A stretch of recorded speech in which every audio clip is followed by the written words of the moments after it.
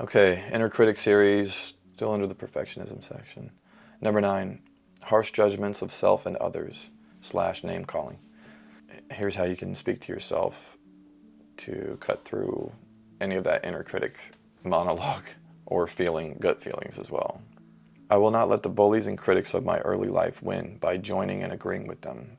That should hit hard. Like, all these things you think you're doing out of defense. I mean, you are doing it out of defense, but you think that you need it. You need to defend that way. And really what we're doing is letting moments in bullies' past and our past sway our opinion of the whole rest of our life. So even though you want to reject what this bully said to you, you're kind of accidentally taking it and running with it by rejecting it, by not looking at it, and by rejecting it physically, like the uncomfortable feeling in your gut. Usually when it's fear related, it hits our gut, it hits our front section, it hits our fight or flight muscles that normally would curl you up away from like a physical danger. This is caveman wiring. I just say the word caveman, but this is like hunter-gatherer wiring. This is animalistic wiring from when we were more immersed in nature and we needed these things. But now we're applying it to something a bully said, including our parents when they bullied us, even if it was accidentally, even if they meant well. You know, we're basically taking their ball that they hit us with and just running with it. So come to grips with that, you know. Who wants to do that? I will not let the bullies and critics of my early life win by joining and agreeing with them. I refuse to attack myself or abuse others.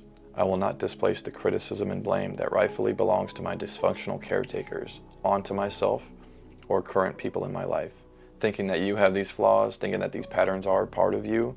No, they're just something that you're dragging behind yourself because you're scared to turn around and open the bag and let them go. I care for myself. The more solitary, the more friendless, the more unsustained I am, the more I will respect myself. End quote. And that's from Jane Eyre. So this alludes to like the parts of you that you had to reject.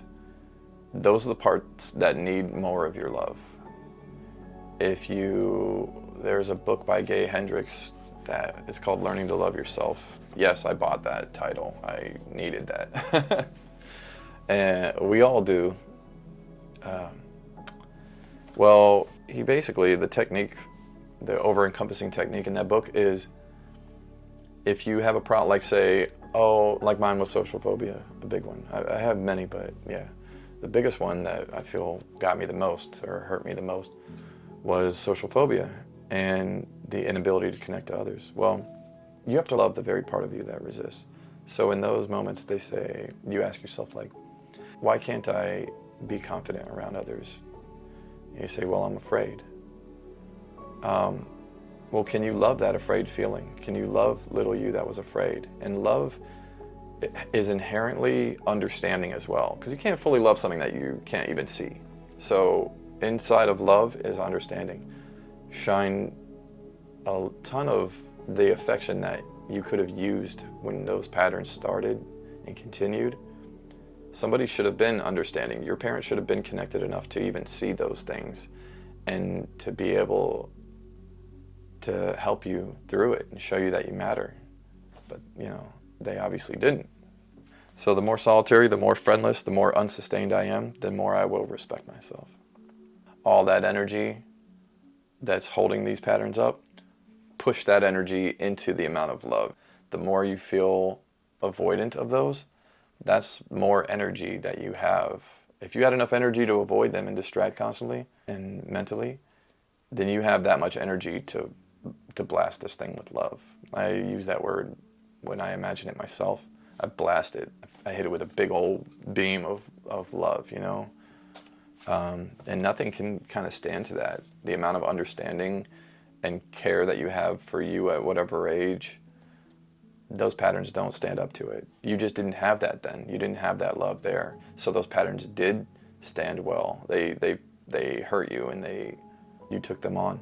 But had you the amount of love that you can give yourself now, it wouldn't have been an issue. And that's what you didn't get from your parents. So, peace.